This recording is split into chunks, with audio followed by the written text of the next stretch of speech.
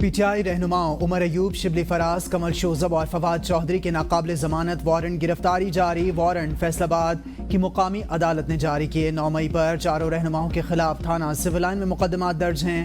اشتہاری قرار پانے والے جنید افضل ساہی اور خیال احمد کاسترو کی خصوصی عدالت میں پیش، دونوں کی نظر ثانی کی درخواست۔ حکومت نے جسٹس ریٹائرڈ فقیر محمد کھوکھر کو لاپتہ افراد کمیشن کا سربراہ مقرر کر دیا۔ سپریم کورٹ میں لاپتہ افراد سے متعلق کیس کی سماعت میں جسٹس جمال خان مندوخیل نے ریمارکس دیے۔ کسی کو لاپتہ کرنا جرم ہے، کسی نے جرم کیا ہے تو ٹرائل کریں، مجرم نہیں کیا تو چھوڑ دیں۔ امید ہی کر سکتے ہیں کہ حکومت لاپتہ افراد کا مسئلہ حل کرے، پارلیمنٹ کو قانون سازی کا نہیں کہہ سکتے۔ جسٹس حسن اظہر رضوی نے استفسار کیا، اب تک کمیشن نے کتنے لاپتہ افراد کی ریکوریاں کیں؟ کیا بازیاب ہونے والے آ کر بتاتے ہیں وہ کہاں تھے؟ رجسٹرار لاپتہ افراد کمیشن نے جواب دیا کہ بازیاب ہونے والے نہیں بتاتے وہ کہاں پر تھے۔ ایڈیشنل اٹارنی جنرل نے کہا، حکومت لاپتہ افراد ایشو کو سیٹ کرنا چاہتی ہے، اگر مسئلہ حل کرنا ہوتا تو لاپتہ افراد کا معاملہ حل ہو چکا ہوتا۔ کیس کی سماعت غیر معینہ مدت کے لیے ملتوی۔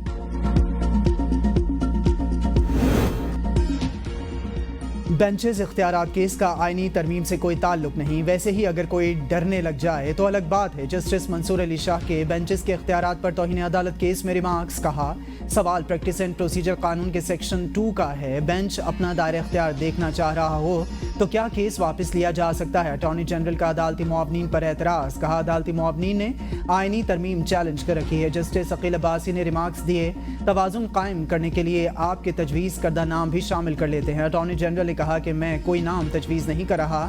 عدالت نے احسن بھون اور خواجہ حارث کو بھی عدالتی معاون مقرر کر دیا۔ عدالتی معاون منیر اے ملک اور جسٹس ریٹائرڈ شاہد جمیل کی فل کورٹ تشکیل دینے کی تجویز، مزید سماعت کل تک ملتوی۔ پی ٹی آئی اور حکومت کے درمیان مذاکرات کی رساکشی، پی ٹی آئی نے بانی تحریک انصاف کی ڈیڈ لائن کو مزید سخت کر دیا۔ جوڈیشل کمیشن کے لیے دیا گیا وقت 27 جنوری کو ختم۔ پی ٹی آئی حکومت کی جانب سے 28 جنوری تک جواب کا انتظار کرے گی۔ 28 جنوری تک حکومتی کمیٹی کا رابطہ نہ ہونے پر مذاکرات ختم تصور ہوں گے۔ بانی پی ٹی آئی نے مذاکرات کو نتیجہ خیز بنانے کے لیے 31 جنوری کی ڈیڈ لائن دی تھی۔ جوڈیشل کمیشن کے حوالے سے کوئی تجویز زیر غور نہیں، جوڈیشل کمیشن کیوں بنایا جائے؟ وزیر دفاع خواجہ آصف کی اے بی این نیوز سے گفتگو، کہا پی ٹی آئی کی کسی سٹیٹ سے بھی مذاکرات کے لیے سنجیدہ اپروچ نہیں رہی۔ پی ٹی آئی والوں کے بیانات بھی آئے ہیں، انہوں نے مشروط قسم کی بات کی یا دھمکی دی۔ اگر پی ٹی آئی نے مذاکرات کے ساتھ اس طرح کا رویہ رکھنا ہے تو پھر مذاکرات میں سے کچھ نہیں نکلنا۔ ایسا ماحول بنانا چاہیے جس سے مذاکرات کی کامیابی کے امکانات روشن ہوں۔ اپنا گھر ٹھیک کیے بنا قرضوں کے بوجھ سے چھٹکارا پانا مشکل ہے۔ قرضوں سے خرچے چلانا یا سبسڈیز دینے کے بجائے پیداواری صلاحیت بڑھا کر برآمدات کو فروغ دینا چاہیے۔ قرض لینا برا نہیں، قرض کا صحیح استعمال ضروری ہے۔ ادائیگیوں کا توازن بگڑنے سے ہر دفعہ آئی ایم ایف کے پاس جانا پڑتا ہے۔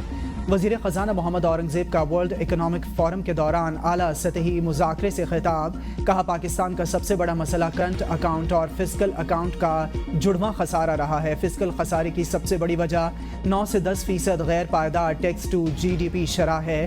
Tax to G D P شرح کو 13% تک لے جانے کی کوشش کی جا رہی ہے۔ حکومت اپنے اخراجات میں کمی اور قرضوں کی ادائیگی کا حجم کم کرنے کے لیے کوشاں ہے۔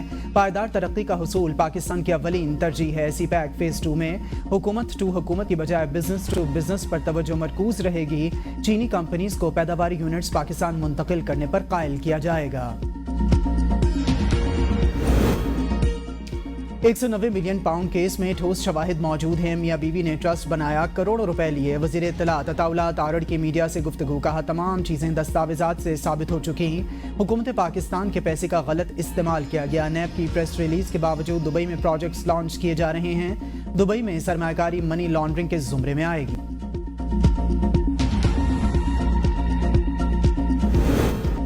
190 ملین کیس سے ہمارا کیا تعلق، یہ سپریم کورٹ کے اکاؤنٹ میں پڑے ہیں۔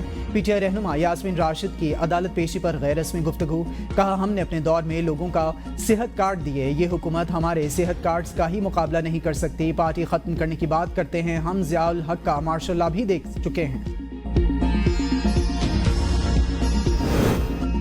مخالفین کا اپنی کارکردگی پر کم، مریم نواز پر کیچڑ اچھالنے پر زیادہ فوکس ہے۔ وزیر اطلاعات پنجاب عظمہ بخاری کا بیان، کہا 4 سال پنجاب کے وسائل کو گوگی پنکی اور کپتان رجیم نے بے دردی سے لوٹا. پنجاب میں ترقی، خوشحالی اور امن کا دور واپس آ رہا ہے. پنجاب میں کسان کارڈ، الیکٹرک بائک، اسکالرشپس، دھیرانی پروگرام کامیابی سے جاری ہیں. اپنی چھت اپنا گھر، کینسر کی مفت ادویات کی فراہمی مریم نواز کے تاریخی منصوبے ہیں. مریم نواز باقی صوبوں کے وزراء اعلیٰ کے لیے رول ماڈل ہیں.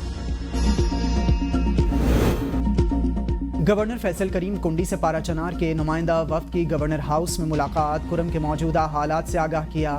وفد کی متاثرین کی امداد، مسافر بسوں پر حملے کے شہداء اور زخمیوں کو امدادی پیکج کی فراہمی کے لیے تعاون کی درخواست. فیصل کریم کنڈی نے کہا معاہدے پر دستخط ہونے کے بعد ضلع کرم میں حالات کا نارمل ہونا انتہائی افسوسناک ہے. علاقائی، صوبائی اور ملکی سطح پر امن دشمنوں کو متحد ہو. اسلام آباد میں سرکاری ملازمین کا ایوان صدر کے سامنے احتجاج. ملازمین کا پینشن اصلاحات کو واپس لینے کا مطالبہ. ہاؤس رینٹ اور میڈیکل الاؤنس میں اضافہ. سرکاری اسکولوں کے نجکاری کے فیصلے کی واپسی بھی مطالبات میں شامل.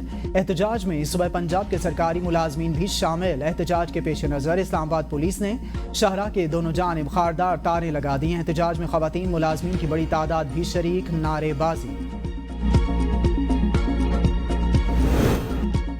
پشاور ریلوے ملازمین ایک بار پھر سڑکوں پر نکل آئے. کینٹ ریلوے اسٹیشن سے پشاور پریس کلب تک ریلی. ریلوے نجکاری کے خلاف شدید احتجاج. مظاہرین کا کہنا تھا پینشن میں اصلاحات، تنخواہوں کی عدم ادائیگی اور تاخیر، واجبات کی عدم ادائیگی جلد ادا کی جائے. نجکاری اور پینشن اصلاحات کو واپس نہیں لیا گیا تو احتجاج کا دائرہ کار وسیع کیا جائے گا. امریکی ریاستیں ٹرمپ کی شہریت کا پیدائشی حق منسوخ کیے جانے کے فیصلے کے خلاف ڈٹ گئیں. شہریت کا پیدائشی حق منسوخ کیے جانے کے خلاف مقدمہ دائر. صدارتی حکم نامے کے خلاف ڈیموکریٹس نے بھی محاذ بنا لیا. ان کا کہنا ہے کہ ٹرمپ نے اختیارات سے تجاوز کیا. امریکی سفیر کا اور صدر کا غیر قانونی تارکین وطن کو بے دخل کرنے کا فیصلہ. امریکہ میں غیر قانونی رہائش پذیر 18,000 بھارتیوں کو واپس بھیجا جائے گا. ٹرمپ حکومت نے 1,660 افغانیوں کی امریکہ منتقلی کے منصوبے کو معطل کر دیا. ٹرمپ تارکین وطن بارے بشپ کی بات کرنے کے انداز پر ناراض. بشپ سے معافی کا مطالبہ کر دیا. جنگی جرائم. فرانس کی عدالت نے بشار الاسد کے وارنٹ گرفتاری جاری کر دیے. یہ دوسرا موقع ہے کہ فرانس میں بشار الاسد کے گرفتاری وارنٹ جاری کیے گئے.